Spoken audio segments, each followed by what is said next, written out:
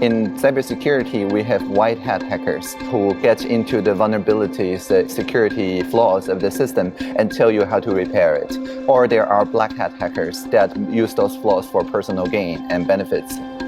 We're white hat civic hackers, meaning that we're not exploiting those loopholes in democracy for personal gain. Rather, we're about building new tools in democracy that can better reflect the collective will and rough consensus of the entire citizen and entire society. At any given time, there's like 100 small experiments running all across Taiwan. Whenever there is a real good idea accepted by the society emerging out of the sandbox, we then agree within a year to adopt their idea as our new regulation. In all the 12 ministries related to social innovation, each minister have 2 social innovators who are always under 35 years old that lead the direction for that particular ministry. We call them reverse mentors because, in a sense, they're mentoring the ministers and educating them whether their policies are having a positive effect on all of population. On the other hand, there is in a reverse because they were not trained in public policy. Have a good bidirectional or even omnidirectional listening experience like that through reverse mentorship. I think it's really, really important if people want to make sure that all the citizens benefit rather than just a few people who have a good connection to the ministries.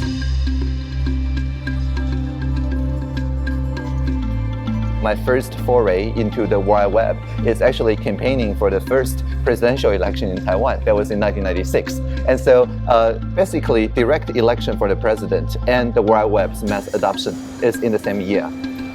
I would say that in Taiwan, people who innovate on technology and people who innovate on bureaucracy are the same people. That gives a civic spirit so that people feel that we own democracy because it is relatively new to us and it's just like 30 years old. So I think this drive of inspiration and innovation is what led Taiwan to be one of the most transparent and also the most progressive country in the whole of Asia.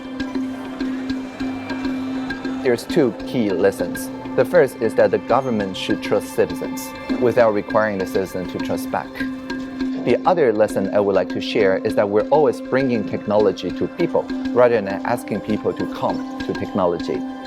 Any place in Taiwan, more than 98% of our territory, you have 10 megabits per second at 15 euros, unlimited connections. And if you don't, it's my fault.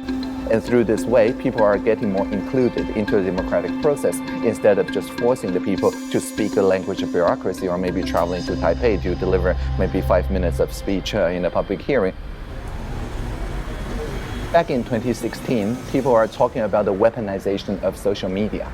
Everywhere around the world, including certain elections in 2016, people discovered that it is actually possible to use precision targeting and the same technologies that people develop for advertisement purposes, for political campaigning. Even more worrying, it can spread intentional, harmful information to parts of the electorate so that the citizens who are affected with such disinformation will stop to recognize other political ideas as valid or even other groups as people. It will drive people to be much more polarized and more violent toward each other so that it becomes an anti-social media and not a social media.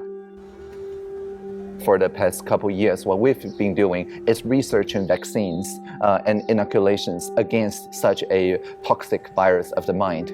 So we develop it through humor, through rapid responses, through collaborative journalism and fact-checking and so on.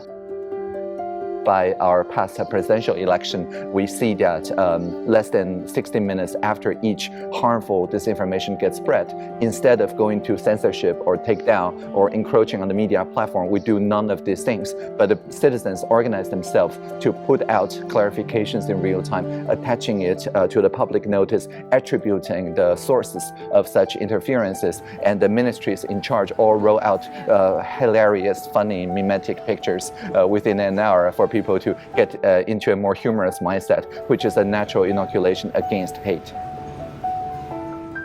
just recently, early February this year, in Taiwan, there's a massive speculation on the price of surgical masks. And we're not alone. Everywhere in East Asia, from Hong Kong to Singapore to Japan, there is a lot of this social norm where people, because they don't want to infect their community, puts on surgical mask just on the slightest flu-like symptom. And so it's a different social norm compared to European cities, but it is true in the Asian society. And so in Taiwan, there's a lot of uncertainty and doubt about the accessibility of the surgical mask. So within 48 hours, our team of National Health Insurance designed, and I personally coded, a mask map. So everybody can see where the nearby pharmacies are, where the stock level is, and refresh every 30 seconds so that you can go into a pharmacy, present your NHI card, and get a pair of masks just immediately.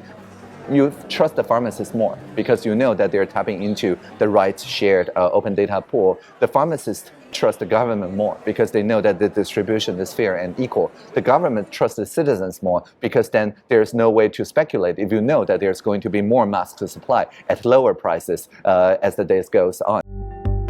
So that's just one of the recent examples of how a social fear can be mitigated through radical transparency and open data.